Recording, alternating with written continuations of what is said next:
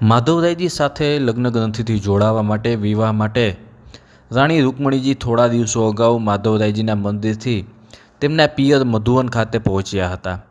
મધુવન ખાતે પહોંચી રહેલા માધવરાયનું ફૂલોથી ભવ્ય આગતા સ્વાગતા કન્યા પક્ષ તરફથી કરવામાં આવી હતી અને ત્યારબાદ કન્યા પક્ષમાંથી આવેલી બાળાઓ દ્વારા માધવરાયને ગોતીડેથી વધાવવામાં આવ્યા હતા. ગોતીડેથી વધાવ્યા બાદ જાન મધુવન ખાતે પહોંચતા કન્યા પક્ષ તરફથી માધવરાયજીને ધાર્મિક વિધિ વિધાન સાથે પોખણા કરીને તેઓને સત્કારવામાં આવ્યા હતા.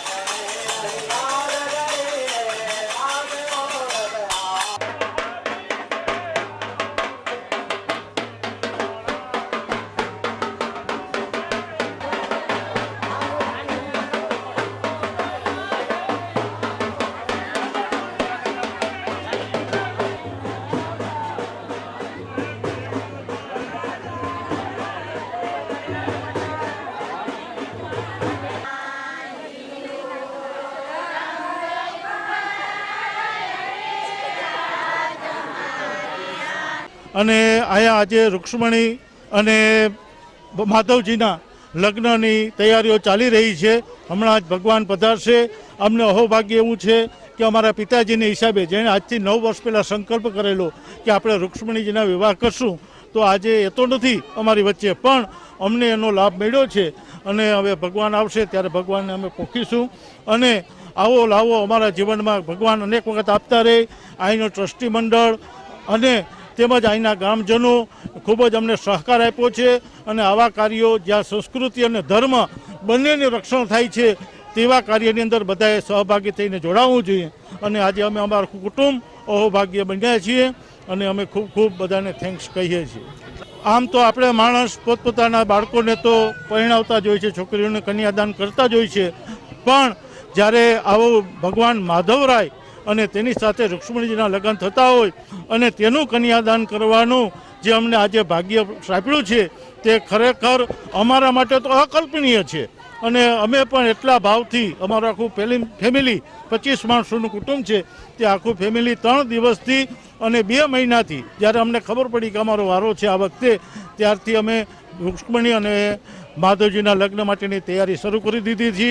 અને જેમ આપણી દીકરીને જે રીતે કાંઈ પણ ઘટે નહીં અને બધું આપણી જે કરિયાવર આપીએ, જે કંઈ પણ જે કરવાનું હોય તે જ ભાવથી અને તેનાથી વિશેષ ભાવથી આજે અમે રૂક્ષ્મણીજીને કન્યાદાન કરવા ઈચ્છીએ છીએ અને કન્યાદાન થઈ રહ્યું છે. જાનૈયાઓ અને માધવરાયજી લગ્ન મંડપ ખાતે પહોંચ્યા હતા અને ધાર્મિક વિધિ વિધાન મુજબ રાણી રૂકમણીજી અને ભગવાન માધવરાયજી લગ્ન ગ્રંથિએ જોડાયા હતા. આ લગ્ન પ્રસંગે દર વર્ષે મોટી સંખ્યામાં કન્યા પક્ષ તેમજ વરપક્ષે ગ્રામજનો તથા બહાર ગામથી આવતા મહેમાનો હાજર રહેતા હોય છે.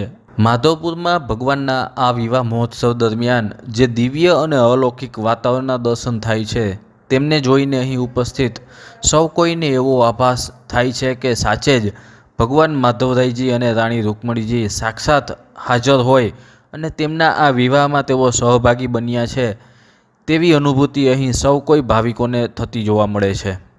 આમંત્રણ આપ્યું કે જેણે પણ મારા લગ્નમાં લાભ લેવો હોય બધા માધવ ક્ષેત્રમાં આવી જાઓ. આજ પણ આ લાખોની પબ્લિકમાં